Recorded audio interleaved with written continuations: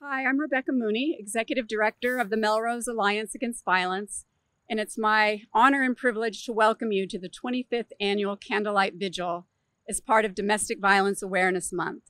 It's a little different this year, and I'm sorry we can't all be together in person in the middle school auditorium as we usually do, but I am grateful that we have this chance to still take some time to honor the victims of domestic violence in our state and to renew our commitment to preventing further tragedies. This is the 25th anniversary of the Melrose Alliance Against Violence, and our theme this year is Lighting the Way Together. 10 years ago, we started a tradition of honoring an outstanding individual who has worked to end domestic violence. And our recipient this year has certainly been lighting the way for many years. Middlesex District Attorney Marian represents the largest county in Massachusetts with 54 cities and towns and 21 colleges. She's been a leader in domestic violence prevention and prosecution throughout her career, training prosecutors, police officers, and service providers on the warning signs of domestic violence.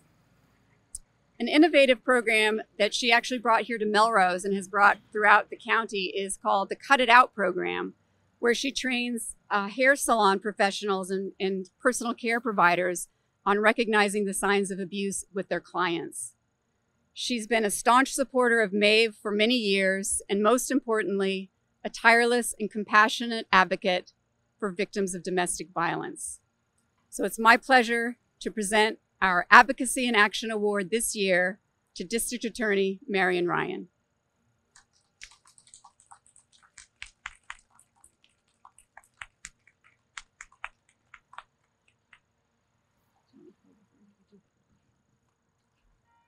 Thank you. I am so honored to receive this award today from Maeve, and more importantly, to be with all of you to celebrate Maeve's 25th anniversary.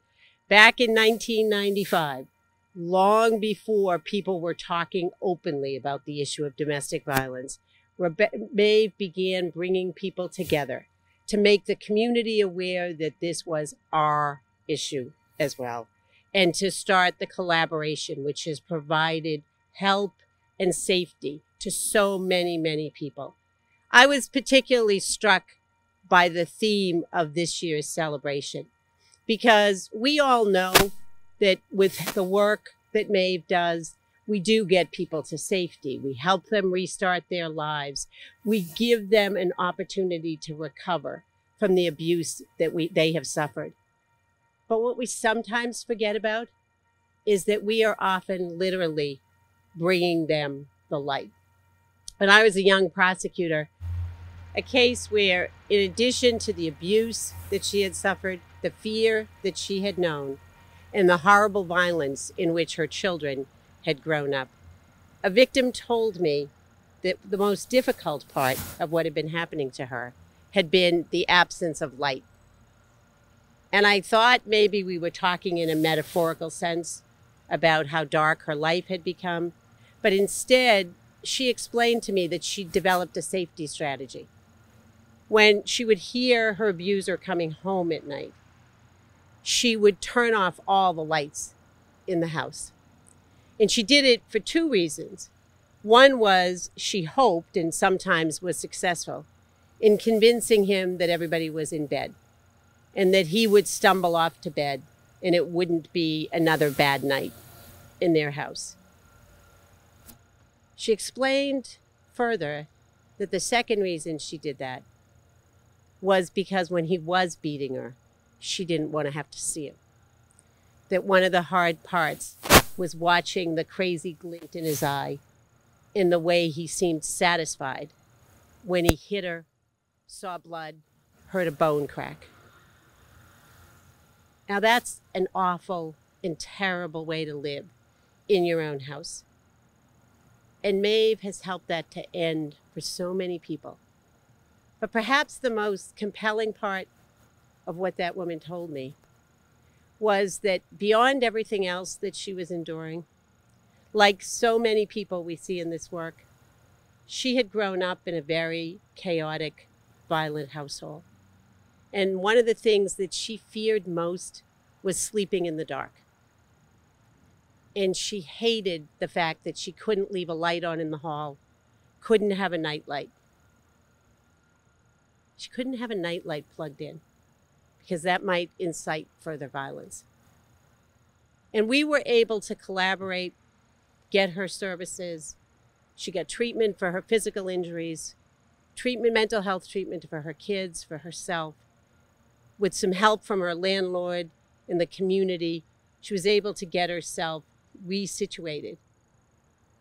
And a long time later, after the criminal prosecution, when we talked about how far she had come, how well her kids were doing, how she had a job, she was supporting all of them, she said the best thing is, I can leave the lights on all night.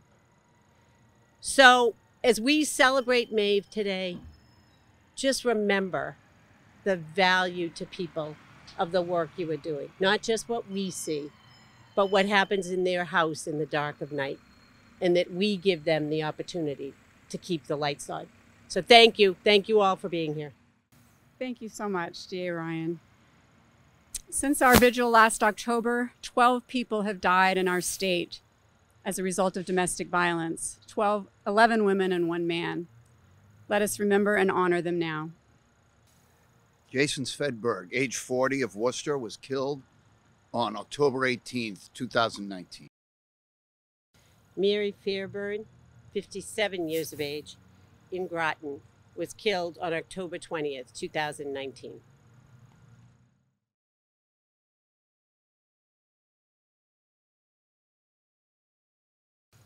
Janae Amons Madry, age 27, of Framingham, was killed on October 21st, 2019.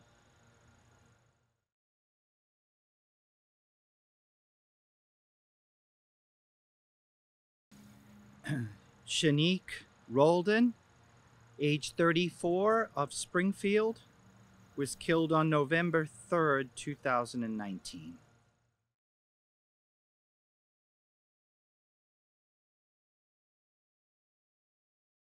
Charlie Cook, age 44, of North Adams, was killed on December 1st, 2019.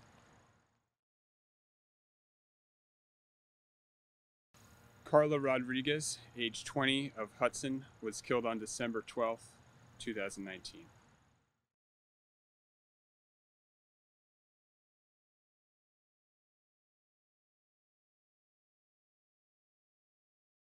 Sandra Kumar, age 53, of Mashpee, was killed on March 26, 2020.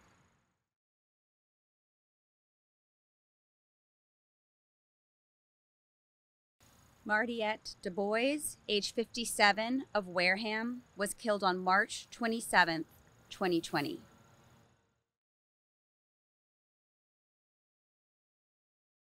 Kathleen McLean, age 45, of Dover, was killed on May 14th, 2020.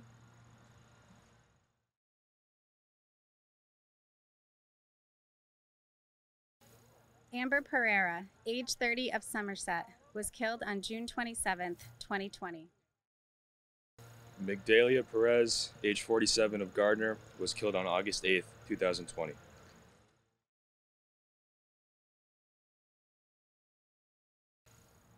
Megan Mcneil, age 27, of Worcester, was killed on August 17th, 2020.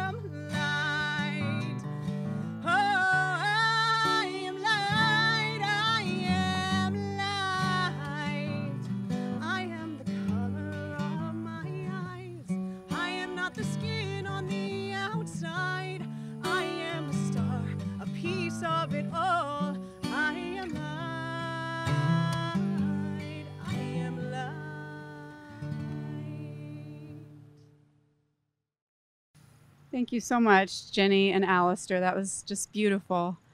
And thanks to all of you who have participated here today.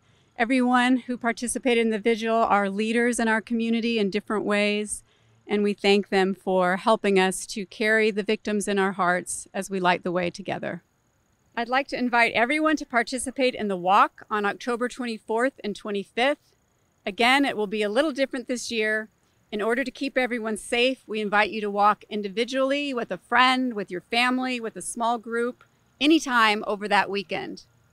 The walk route will remain the same as in the past, and we're asking folks to register this year by going to our website. And once you register, you'll receive a map of the walk route, as well as a list of 25 things to look for along the walk. One of those things is a beautiful mural, you may have seen it, on the brick wall outside at the Melrose Y that says, "Be the Light." It was painted by our friends at Follow Your Art Community Studios. And we invite you to stop by, put yourself in the mural, take a picture, and send it to us. We would love to see your pictures. These are tough times for many people, but especially for those trapped in abusive relationships. Maeve's services are needed now more than ever. The support of this community during such difficult times has been incredibly heartening and overwhelming. Thanks to all of our walk sponsors, as well as those of you who have registered or have donated. Together, you have raised close to $50,000 for Maeve. We thank you so much. We want to give a special thanks to our Beacons of Light sponsors, Amazon, the Melrose Bank Charitable Foundation, and the Wakefield Cooperative Bank. Huge thanks also to our community champion, Joe Garino of LCM Plus, and to our hometown heroes, Stevens Auto Body and the Melrose Running Club. Many thanks also to our community VIPs, Hannaford and Dumas Printers, Carolyn and Tom McDermott, and the Melrose Rotary Club Charitable Fund. How are these funds used? They fund everything we do at Maeve. We hope you will watch our retrospective video, that you'll see all the many programs that you are supporting. Thank you again for joining us, and we hope to see you on the walk route on Saturday or Sunday, October 24th or 25th. Thank you.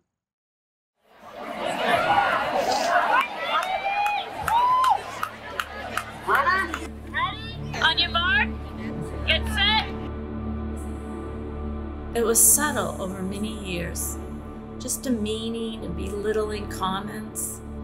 At a certain point, it got physical.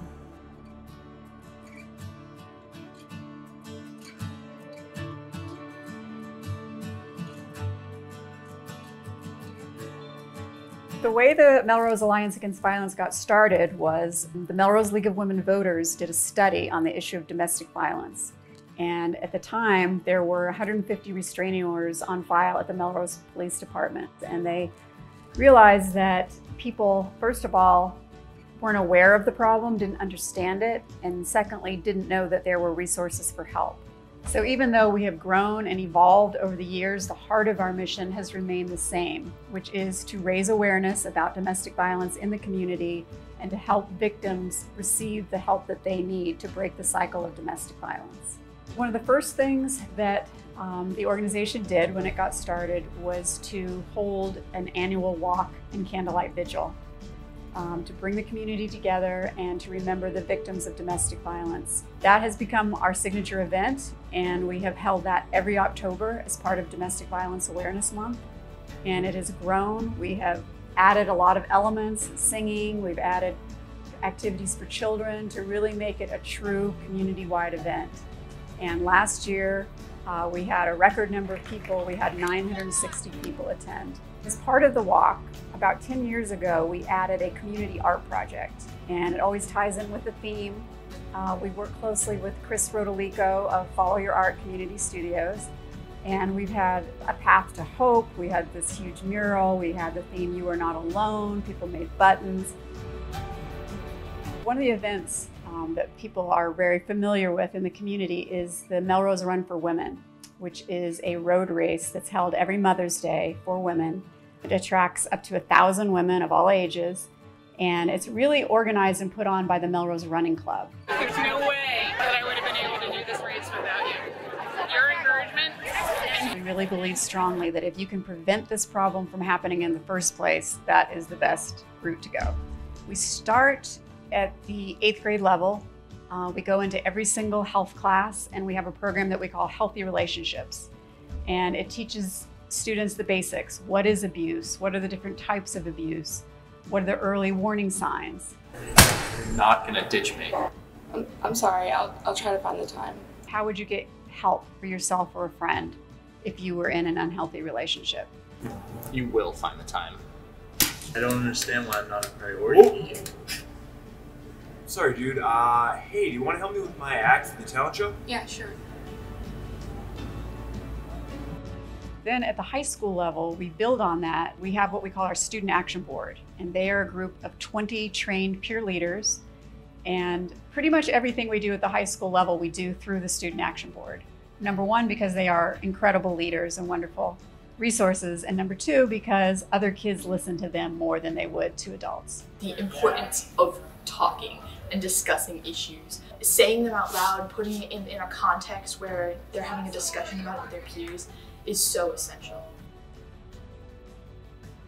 There's been such a wide variety of different types of people in the high school, and really got a lot of different opinions. That just helped me expand my view about these issues and helped, I think, everybody gain a better understanding. Something really impactful for me in high school was getting to facilitate in freshman wellness classes on the topics of healthy relationships. A lot of that is really what I do now as my full-time job. We started a mentoring program really based on the idea and the research that shows that one caring adult can protect against a lot of different factors, one of them being a victim or perpetrator of violence. We've done a lot of training with teachers, with coaches, with parents, helping them understand the issue and to know what warning signs to look for and to know how to get help. We do everything from a booth at the Victorian Fair, we have articles in the newspaper, we have a newsletter we send out, we have a very active Facebook page. We're getting there with Instagram. The community coffee house, Voices Against Violence, is our way of getting the message out in a different way, through the arts. It really touches people's hearts, through singing, through music, through spoken word. In 2018, we started an initiative called Men for Maeve, which is men taking a stand, having a voice as allies against domestic violence. They had bright pink shirts made that said, "Are you man enough?" We have a support group that's been operating for 8 years. It meets every single week, free, confidential, run by a licensed clinical social worker. And this group has just been an absolute lifeline for many of the women in it. I started attending Maeve's weekly support group for survivors of domestic violence and learned so much. For once, I felt empowered and not afraid. We have a small staff, but I think we are large in terms of our impact in the community. We have developed relationships and partnerships for 25 years with the police, with the schools, with the business community, with the clergy, with students, with parents. As a friend of mine said to me once, Maeve has become part of the fabric of the community. It's a complicated problem. It's not easy. I don't want to make it sound like all they have to do is call us and then their problems are solved. No, it's a journey. It's a process. But we have so many resources. We have so many partners that we can leverage that when someone does come to us for help, it makes me feel so good to know that I have all these people that I can call that will help the person and to be able to say to them, truly, you are not alone and we can help you.